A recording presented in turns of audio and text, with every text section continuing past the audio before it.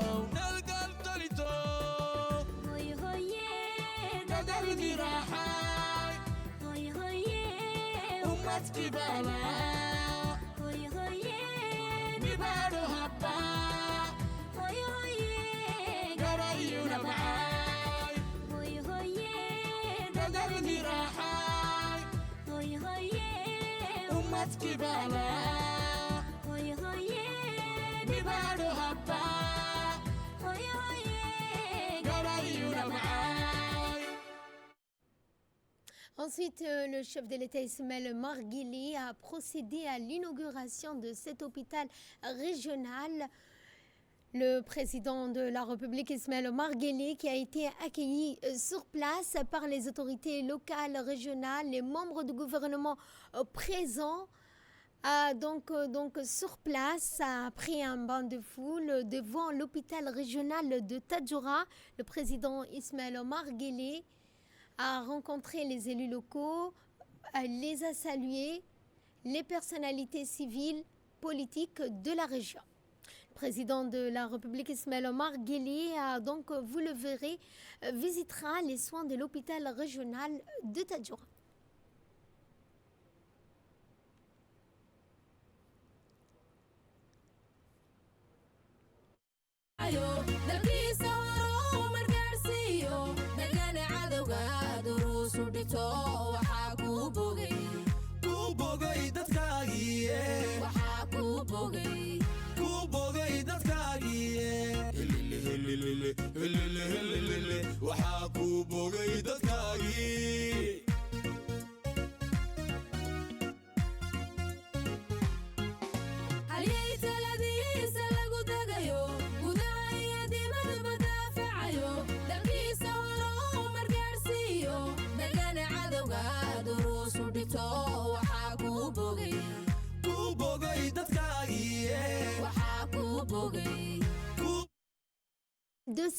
Le président, donc, après avoir dévoilé la plaque inaugurale de cet hôpital, a pu visiter cet hôpital régional, notamment les différents services de soins de l'hôpital de Tadjoura. Rappelons que l'hôpital est composé d'un rez-de-chaussée de 2 étages. Le compartiment du rez-de-chaussée peut accueillir les urgences et les consultations externes. Durant sa visite, le président de la République a suivi des prestations détaillées sur les rôles de différentes composantes de l'hôpital qui est entièrement financé par le gouvernement chinois.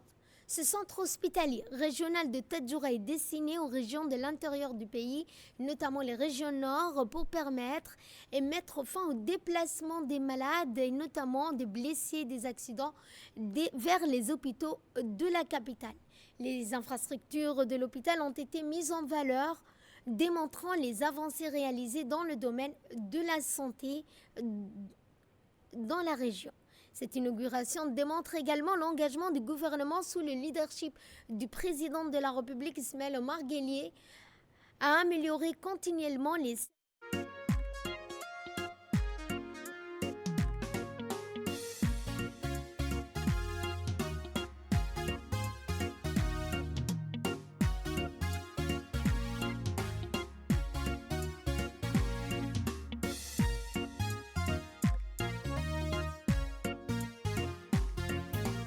jir heeganoo dareen badan duruufaha dunida ku habsaday dhiftiya dacatiga dagaalada dalkeena badbaadiyaa tahaye dalkeena badbaadiyaa tahaye.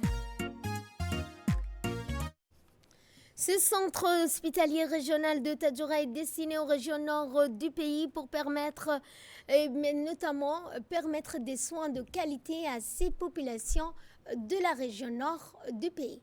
Et à cet effet, dans les interventions qui suivront, nous allons donc débuter tout d'abord par les deux interventions respectives du préfet, suivies donc celle du président du conseil régional de la région de Tadjoura. Monsieur le Président, ce centre hospitalier régional a été ardemment désiré par la population de ce large bassin de vie du Nord et constitue à présent un acteur majeur et un pivot de l'accès aux soins et constitue une forte valeur ajoutée à l'existant que nous vous en remercions sincèrement. Excellence, Monsieur le Président. La présente installation d'un parc médical exceptionnel, ultramoderne, aux performances élevées, associant médecins des spécialistes diverses, offrira davantage de confort aux personnes souffrant de maladies, apportera soins de qualité et compétences aux questions diverses de santé. Conscient de l'impact de ce prodigieux centre hospitalier régional sur l'attractivité de notre région, doté en surcroît d'un centre de dialyse et un gage de modernité répondant à un vrai besoin de santé publique. Permettez-moi de rendre hommage à la mémoire du docteur Burhan Ahmed Arif, une figure emblématique dont l'engagement indéfectible pour la santé publique continue d'inspirer nos générations présentes et futures. Cet établissement qui porte son nom s'érige comme un hommage vibrant à son héritage et une promesse qui porte son nom, à une promesse solennelle faite à notre peuple, celle de garantir des soins de santé dignes et accessibles à tous, en particulier aux populations des régions de Tadjoura et de Bok. Monsieur le Président, avec la construction de cet hôpital moderne qui apportera un soulagement significatif à la population sur le plan sanitaire et en matière de confort, vous avez démontré que la santé de vos concitoyens est une priorité pour vous et votre gouvernement. Pour cela, nous exprimons nos sincères gratitudes. Nous remercions infiniment aussi l'ambassade de Chine pour ce précieux don du gouvernement chinois et du peuple chinois. Ce nouvel hôpital est un véritable joyau qui nous appartient de préserver et d'entretenir, non seulement pour aujourd'hui, mais aussi pour les générations futures. Monsieur le Président, avec tout ce que vous avez fait, la balle est aujourd'hui dans notre camp. Quand je dis notre camp, je pense au ministère de la Santé, qui doit garantir un fonctionnement optimal et une gestion rigoureuse de cet établissement. Je pense également aux autorités locales qui doivent soutenir et veiller de près à la bonne gestion de cet hôpital.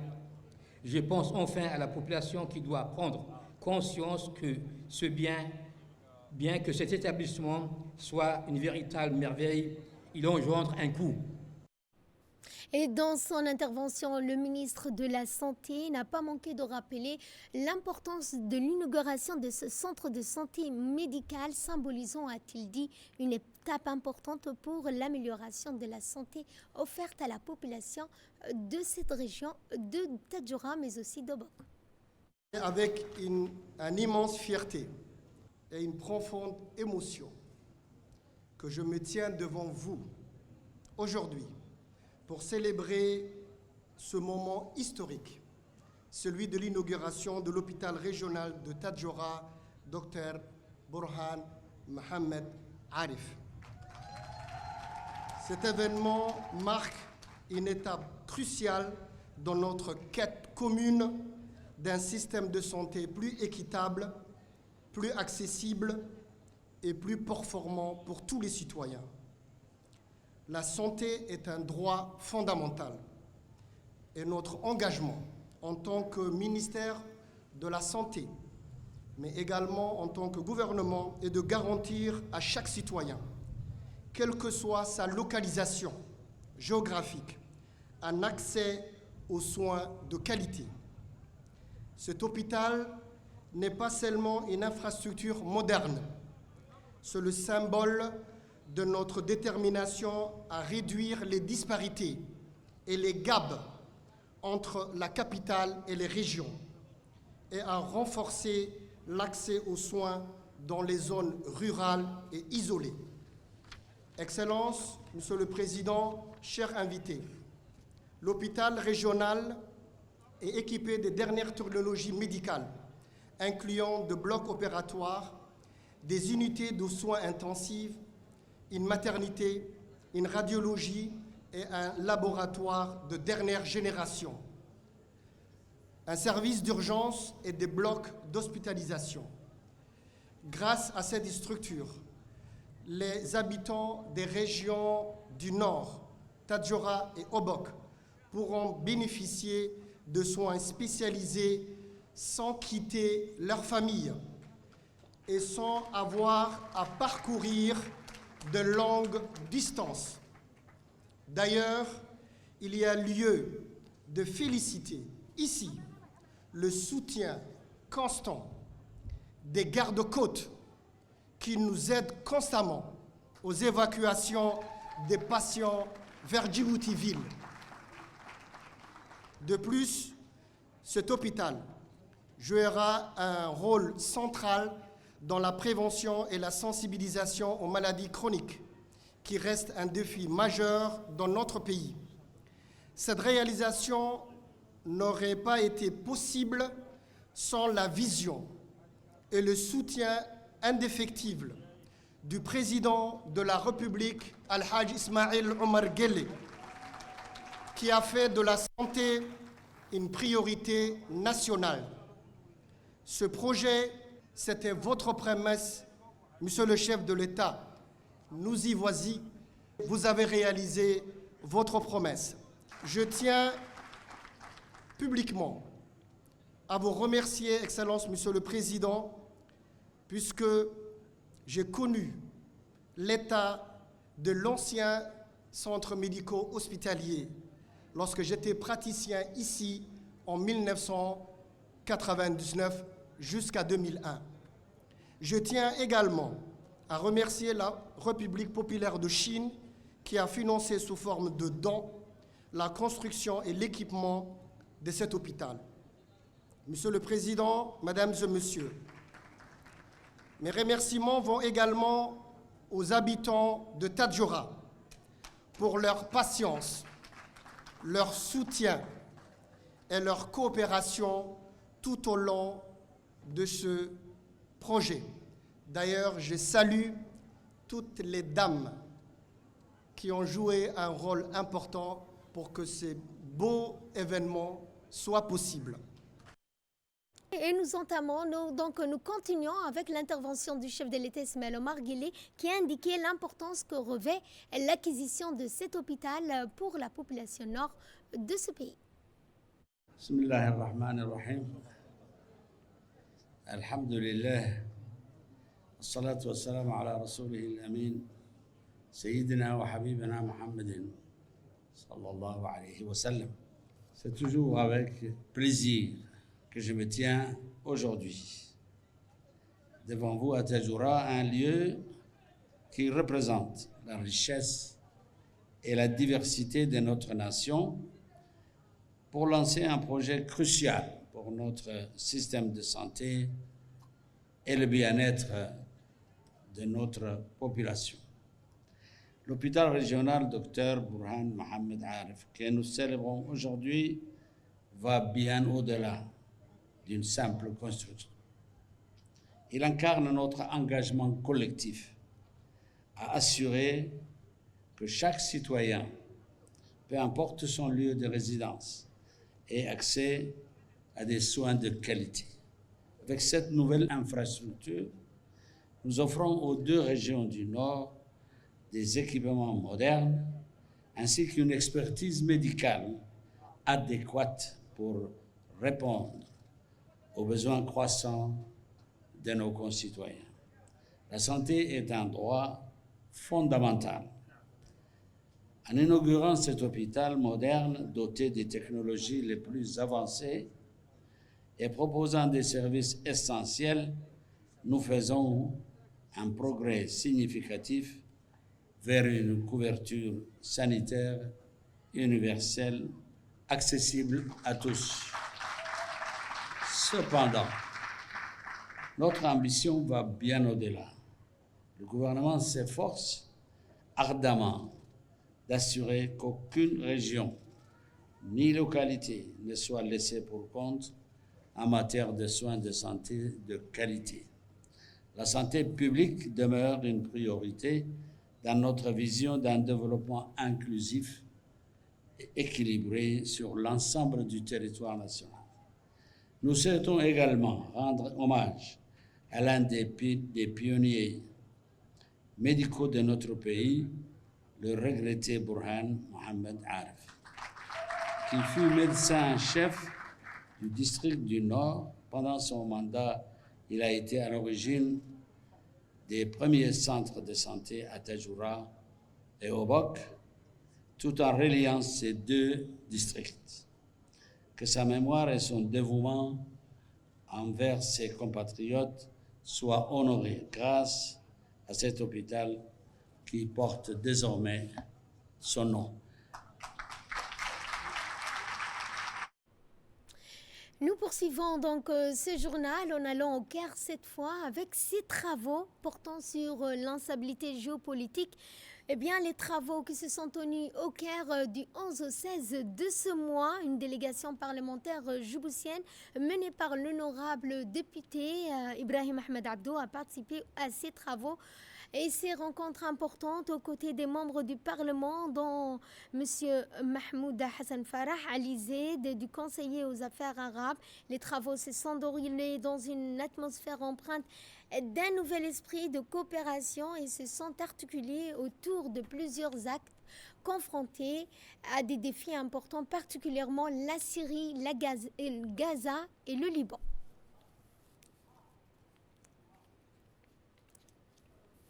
Retour à Djibouti avec le lancement des activités de la 10e édition de la Semaine nationale de la langue arabe en République de Djibouti. La suite dans ce commentaire.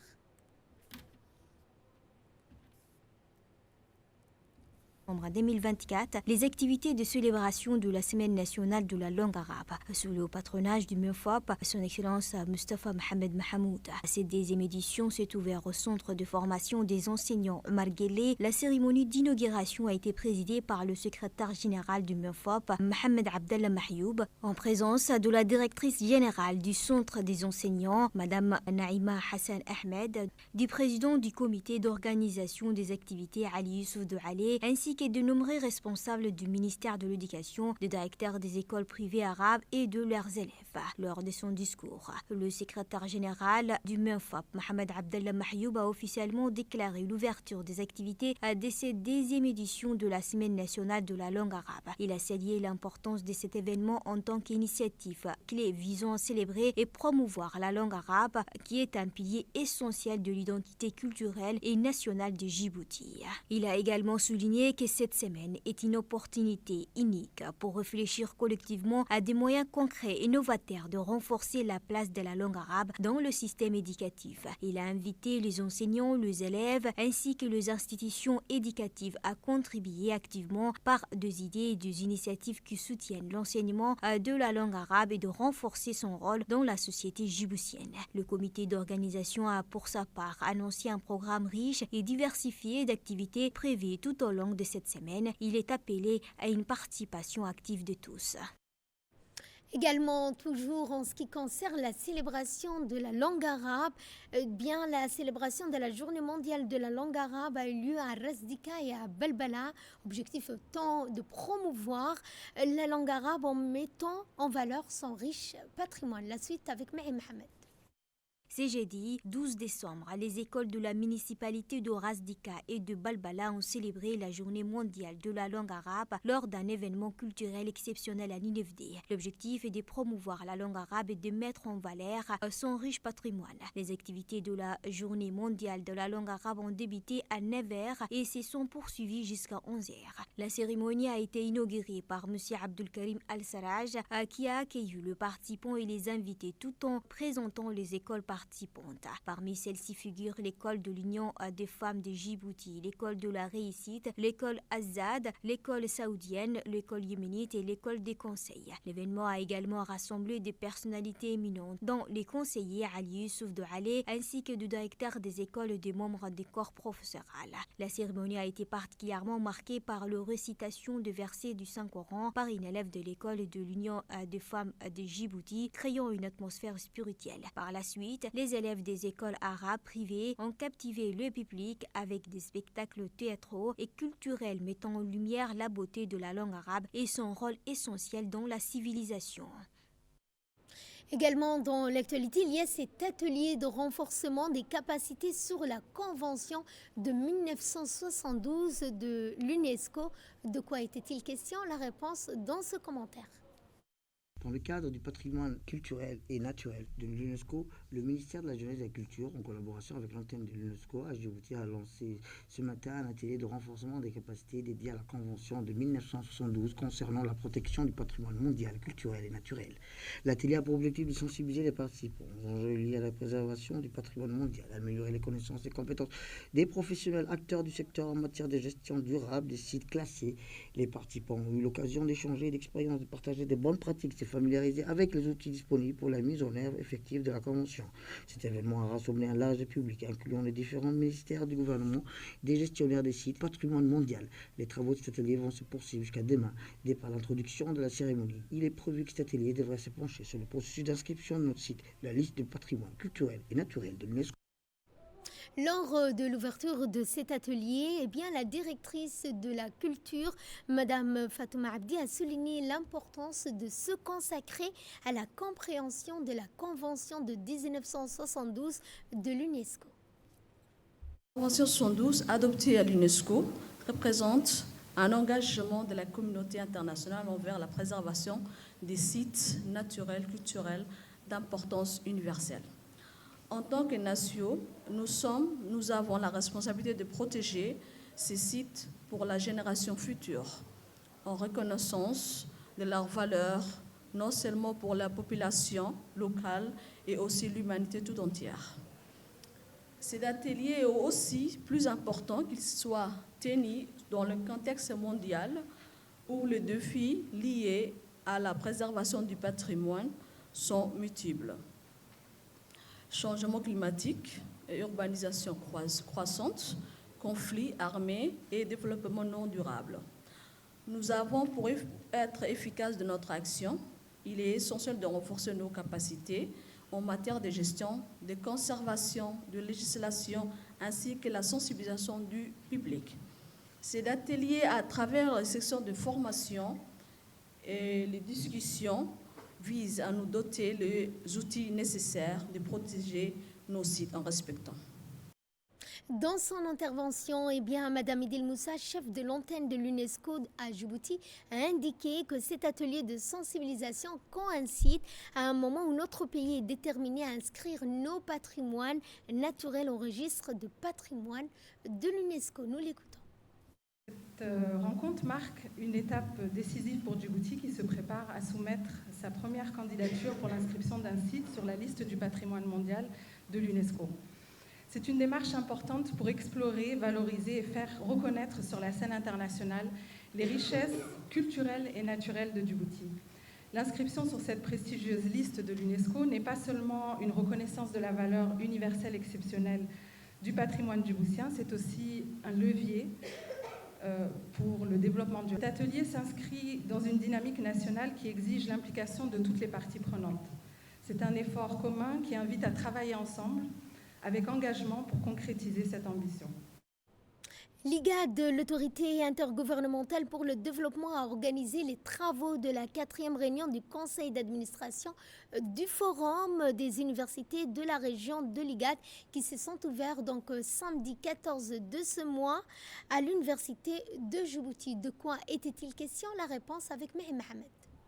L'autorité intergouvernementale pour le développement a organisé les travaux de la 4e réunion du conseil d'administration du Forum des universités de la région de l'IGAD qui s'est ouvert ce samedi 14 décembre à l'université de Djibouti. D'éminentes personnalités dont de doyens et le président de l'université, des experts et de chercheurs reconnus se retrouvent autour de la table pour discuter de sujets d'intérêt vitaux pour l'enseignement supérieur dans le but de promouvoir le développement des compétences et des valeurs ajoutées au sein des jeunes de la région. Cette réunion marque un moment clé pour renforcer le partenariat régional, élaborer des stratégies innovantes et mettre en œuvre des actions concrètes pour répondre aux défis actuels de l'éducation et du développement des compétences dans la région de l'IGAD. Accueillir cette illustre assemblée est une grande responsabilité et j'exprime ma profonde gratitude à chacun d'entre vous qui a voyagé à travers la région pour nous rejoindre. Cette réunion revêt une importance particulière car elle s'inscrit dans les objectifs définis par la déclaration de Djibouti en 2017, qui a réaffirmé notre responsabilité collective à garantir une éducation inclusive, de qualité, aux réfugiés, aux rapatriés, aux personnes déplacées à l'intérieur de leur pays et aux communautés hôtes. Depuis cette déclaration, le Conseil de l'enseignement supérieur de l'IGAD s'est affirmé comme une plateforme essentielle pour promouvoir la coopération entre les universités et répondre aux besoins éducatifs urgents des populations affectées par les déplacements. Alors nous sommes réunis aujourd'hui. Je vous invite à réfléchir à la puissance transformatrice de l'éducation. L'éducation n'est pas seulement un chemin vers le développement individuel. Elle constitue le socle de la stabilité régionale, l'autonomisation économique et la cohésion sociale. Suivant cette fois le mot de la directrice de la division de la santé et du développement social de l'IGAD. Que je tiens à vous souhaiter aussi la bienvenue au nom de son Excellence Dr Welkene Gebeyehu de l'IGAD, mais aussi en mon nom propre. Aussi, j'ai le privilège aussi de vous accueillir ici à Djibouti, à l'université de Djibouti. Nous remercions aussi le gouvernement de la République de Djibouti pour son soutien constant et aussi à toutes les activités que mène pour le support de l'IGAD pour toutes ces activités qu'il mène. Par la même aussi occasion, notre gratitude à l'endroit du Dr Hassan, le président de l'université de Djibouti, pour tous aussi les efforts déployés afin d'accueillir cette importante réunion. Donc, l'organisation de cette 4e réunion du Conseil des universités de l'IGAD sur ce site du savoir et de l'excellence académique nationale que représente aussi l'université de Djibouti revêt toute sa symbolique et son importance pour les institutions universitaires de notre région de l'IGAD, réunies ici, afin de poursuivre et approfondir le dialogue interacadémique dans une perspective d'intégration régionale. L'Union nationale des femmes djiboutiennes, en collaboration avec l'UNICEF, ont organisé une cérémonie de déclaration publique pour l'abandon total de toute forme de mutilation génitale féminine au CDC de Quartier 4. La cérémonie a commencé par des danses folkloriques, des témoignages par les femmes communautaires de Quartier 4, par la déclaration publique pour l'abandon de toute forme de mutilation génitale féminine. Après, une récompense a été donnée par l'UNFD aux femmes communautaires de Quartier 4. Ensuite, pour sa part, le responsable du CDC de Quartier 4 a souligné que les femmes de cette communauté ont bien travaillé pour éliminer toute forme de mutilation génitale féminine. Soutenir des initiatives communautaires en faveur de la préservation de l'environnement favorisant entre autres l'autonomisation des femmes.